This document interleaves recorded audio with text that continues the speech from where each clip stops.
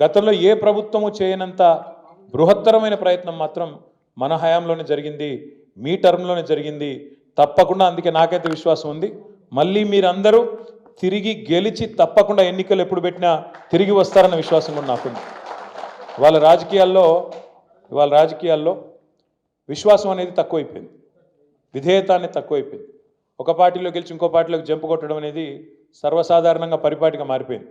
అట్లాంటి ఈ పరిస్థితుల్లో ఇట్లాంటి ఇబ్బందికరమైన సమయం వీరయ్య గారు ఓడిపోయి మన ప్రభుత్వం పోయి అయినా సత్తుపల్లి మున్సిపాలిటీలో మీరు 17 మంది కౌన్సిలర్లు, 23 మందికి 23 మంది గెలిచినా 17 మంది మరి ఇవాళ ప్రతిపక్షంలో ఉన్న విశ్వాసంతో ఉంటూ పార్టీ పట్ల విధేయతగా ఉంటూ ఏ రకంగానైతే వీరయ్య గారి నాయకత్వంలో ఇవాళ సత్తుపల్లి గతంలో అభివృద్ధి చేసుకున్నామో అదే పద్ధతిలో పార్టీ నిర్మాణం కోసం కూడా మీరు కష్టపడ్డందుకు హృదయపూర్వకంగా అభినందనలు తెలియజేస్తూ భవిష్యత్తు ఖచ్చితంగా మళ్ళీ మనదే.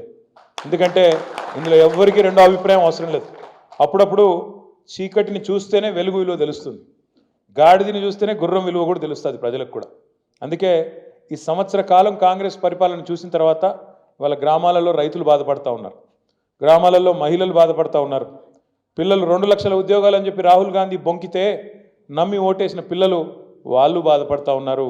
ఇంకా ఏ వర్గం చివరికి పెద్ద మనుషులు, వయసు మళ్ళిన పెద్ద మనుషులు పెన్షన్ తీసుకునేవాళ్ళు, వాళ్ళది కూడా 2 నెలలు పెన్షన్ కొట్టిన ప్రభుత్వం దుర్మార్గ ప్రభుత్వం ఈ ప్రభుత్వం. కాబట్టి ఏ ఒక్క వర్గం కానీ ఏ ఒక్క మనిషి కానీ వాళ్ళ తెలంగాణలో కాంగ్రెస్ పరిపాలన వల్ల సంతోషంగా ఉన్నవాళ్ళు లేరు.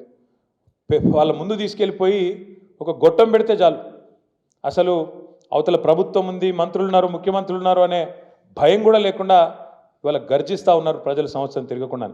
నేను మొన్న చేవెళ్ళ నియోజకవర్గం పోయినా, అక్కడ ఒక మహిళ చెన్నమ్మ అని, నాకు నిజంగా నాకే ఆశ్చర్యం అనిపించింది, ఇట్లా కూడా అంటారని. నేను అడిగినానమ్మా నీకు ఎంత ఉందమ్మా పొలం అన్న, 4 ఎకరాలు ఉంది అన్నది. రుణమాఫీ అయ్యిందా అని అడిగా, 54,000 ఉందండి కాలేదు అన్నది.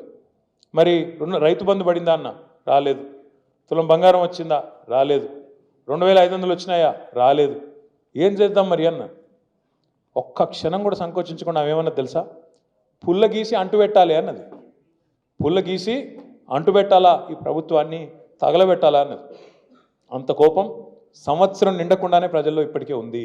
మనం చేయాల్సిందల్లా ఒకటే, ప్రజా సమస్యల విషయంలో మీ నాయకుడు వీరయ్య గారి పిలుపు మేరకు, పార్టీ పిలుపు మేరకు విధేయతతో ఎట్లా అయితే ఇన్ని రోజులు నిబద్ధతతో పనిచేసినారో రేపు పార్టీ పిలుపు మేరకి అన్ని ప్రోగ్రాంలు కూడా బలంగా తీసుకుందాం.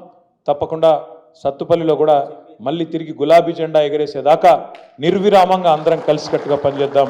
కేసీఆర్ గారిని తిరిగి ముఖ్యమంత్రిగా చూసేంత వరకు అందరం కూడా ఎన్ని పరీక్షలు ఎదురైనా, ఎన్ని కేసులు పెట్టినా, ఎన్ని ఇబ్బందులు పెట్టినా ఇంకా ఉన్నది కేవలం కొంతకాలమే.